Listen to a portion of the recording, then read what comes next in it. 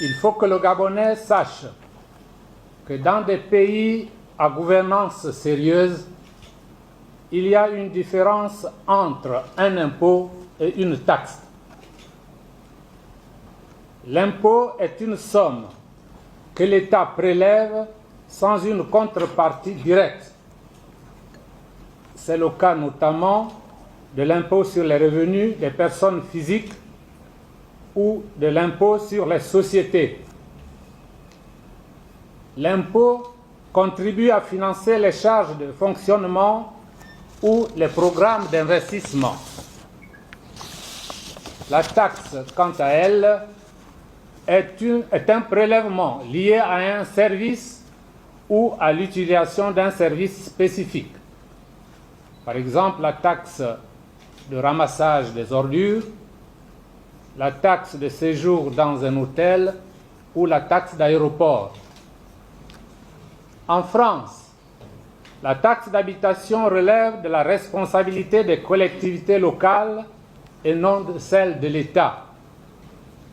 Quand le président de la République affirme que dans les pays comme la France, on paye la taxe d'habitation, il faut préciser que cette taxe, qui est prélevée par les collectivités locales, a été supprimée pour les résidences principales le 1er janvier 2023 et maintenue uniquement pour les résidences secondaires.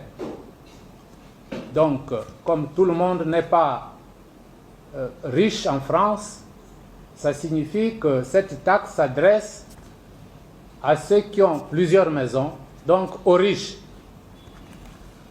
Or, ici, le gouvernement nous assène que la taxe d'habitation va servir au développement du pays, sans indiquer de manière claire les services spécifiques qu'elle devrait financer.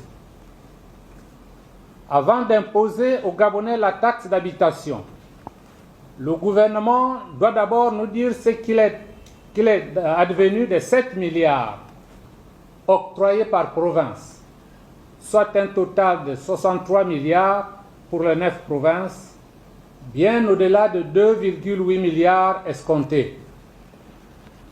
Par ailleurs, sur le mode opératoire, les tenants du pouvoir actuel ont-ils suffisamment réfléchi pour comprendre que la taxation par zone est une absurdité dans un pays qui ne pratique pas la ségrégation dans l'occupation des sols? Savent-ils que dans les zones de Battery 4, Bikele, Akanda, Glace, Lui ou Akebe, cohabitent des premiers ministres, des enseignants, des soldats, des ménagères, des cadres, des ouvriers, des sans-emploi et même des indigents? Un ancien Premier ministre paiera 1000 francs à Bikele pendant qu'un veilleur de nuit dans un studio paiera 20 000 francs à Akanda. Un enseignant paiera 30 000 à Battery 4 pendant que le vice-président du gouvernement paiera 1000 francs à Ozangue. Un chauffeur vivant à Akanda paiera 20 000 francs comme le vice-président de la République et 2 anciens premiers ministres qui y vivent. Étant entendu que seuls ceux qui ont des compteurs ECG seront impactés, qu'en sera-t-il de ceux qui vivent de manière indépendante de la ECG? L'absurdité est tellement énorme pour que ce projet soit pris au sérieux. Il nous faut dénoncer l'imposture d'une prétendue continuité légale désormais démasquée. En effet, le ministre de l'Économie et des Finances, du budget et de la dette se défend de ce que cette taxe d'habitation existe dans la loi de finances depuis 2022. Mais ce qu'il ne dit pas, c'est qu'elle n'a jamais été appliquée et pour cause. Le gouvernement de l'époque, arguant face aux pressions du FMI, qu'il n'avait pas de prérequis ni les outils nécessaires pour la mise en application complexe d'une telle taxe. En outre, Dans cette loi de finances évoquée par le ministre de l'Économie, la SEG n'était pas mise à contribution pour le recouvrement. Au demeurant, le contrat liant le client à la SEG ne devrait souffrir d'aucune autre interférence. Dans le cas où la SEG recevrait indûment les prérogatives de puissance publique, elle risquerait de s'exposer à des poursuites judiciaires de ses clients pour violation des termes du contrat.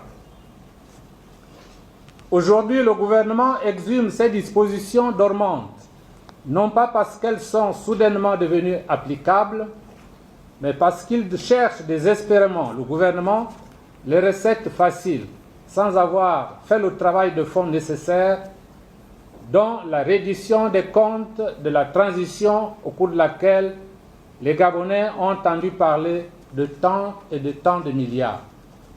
Chers compatriotes, nous sommes indiscutablement face à une hérésie fiscale d'un gouvernement à mal d'inspiration qui l'amène à taxer le néant, à prendre en compte l'informel au risque très grave de l'insécurité juridique touchant du même coup au fondement de l'état de droit. Dans un pays où l'obtention d'un titre foncier relève de l'exceptionnel, du miracle où des procédures sont opaques, empruntant d'interminables chemins obscurs et malheureusement hors de portée du citoyen normal, venir exiger aujourd'hui une taxe d'habitation est absurde et incompréhensible. C'est un renversement de priorité et surtout le symptôme d'un État qui fait porter le poids de la malgouvernance au peuple gabonais. Comment peut-on demander aux populations de payer pour des droits qu'elles n'ont même pas encore obtenus? Le gouvernement sait pertinemment que la quasi-totalité des familles vivent sur des parcelles non régularisées, parfois héritées, parfois occupées depuis des décennies, faute d'un système foncier fiable. Avant de parler des taxes d'habitation, que le gouvernement nous parle d'abord de cadastre, de titres fonciers, d'état de droit et de justice sociale. Les Gabonais n'ont pas à subir des conséquences de longues années de défaillance d'une administration qui n'a jamais su moderniser les politiques du foncier. Les gouvernants, déconnectés des réalités, progressent dans l'injustice et l'insoutenable. Ce n'est pas aux ménages modestes de payer pour des années d'improvisation, d'absence de planification et de mauvaise gestion. Si la priorité est réellement d'assainir le pays, alors que le gouvernement commence par simplifier les procédures d'acquisition de terrain par les Gabonais, sécuriser les propriétaires de parcelles, garantir les droits et seulement ensuite envisager l'opportunité d'instaurer une taxe d'habitation. Chers compatriotes, de vraies solutions existent, mais visiblement, elles dérangent. Au lieu de créer des crises sociales inutiles, le gouvernement peut bien trouver 2,8 milliards, montant dérisoire par rapport au budget de l'État, arrêté à 6 351 milliards, en s'attaquant sérieusement aux dépenses de certaines institutions de la République qui ont vu leur budget augmenter de façon vertigineuse sans raison évidente.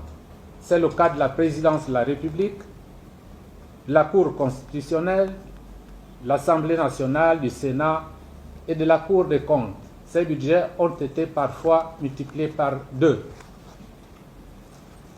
Il n'est pas superfétatoire de rappeler que notre pays a toujours connu des dérapages de gestion financière. Ceux-ci ont toujours été à l'origine des programmes d'austérité économique. Les Gabonais ont toujours subi les affres de cette gestion calamiteuse. En effet, les plans d'ajustement structurel qui en ont découlé ont eu pour conséquence la diminution drastique des salaires des fonctionnaires, impactant davantage le niveau de vie déjà précaire des Gabonais. La transition et le pouvoir qui s'ensuivent ont leur lot de nouveaux riches, de nouveaux milliardaires que les Gabonais voient tous les jours étaler des fortunes dont l'origine interroge. Oui, tous les jours, les révélations faites sur les détournements des deniers publics par les tenants du pouvoir démontrent qu'au Gabon, il ne manque pas d'argent. Nous savons que le Gabon est un pays naturellement riche, aussi bien par son capital humain, par son potentiel minier que par sa biodiversité.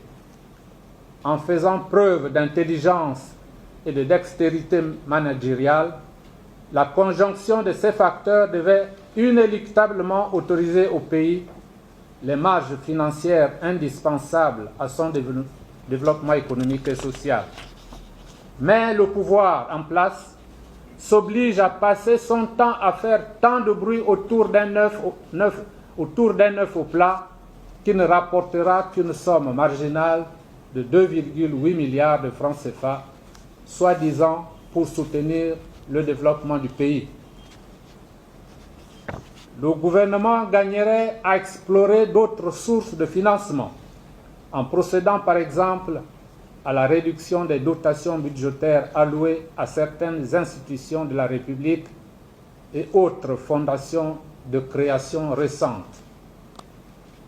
En tout état de cause, ce n'est pas dans les ressources des pauvres qu'il faut aller chercher des milliards pour compenser les ressources mesquinement détournées et malignement planquées dans des paradis fiscaux.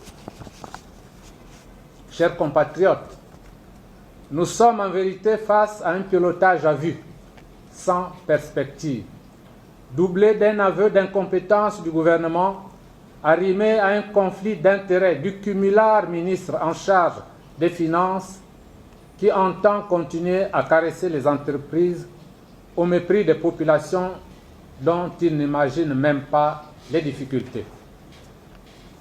Comment ne pas relever la faiblesse politique du président de la République face aux puissants d'hier qui codécident aujourd'hui? Comment éviter que le président ne soit victime d'un syndrome d'hubris déjà visible sur certains tout-puissants de son gouvernement? Attention, le pouvoir absolu peut rendre ivre et il corrompt absolument. Persister dans cette voie hasardeuse serait non seulement une faute politique, mais un aveu de faiblesse d'un État incapable de s'attaquer au vrai gisement de gaspillage public et préférant se rabattre sur les plus vulnérables. Le peuple gabonais a rejeté massivement cette taxe. Sa voix doit être entendue. Cette taxe absurde ne doit pas être promulguée.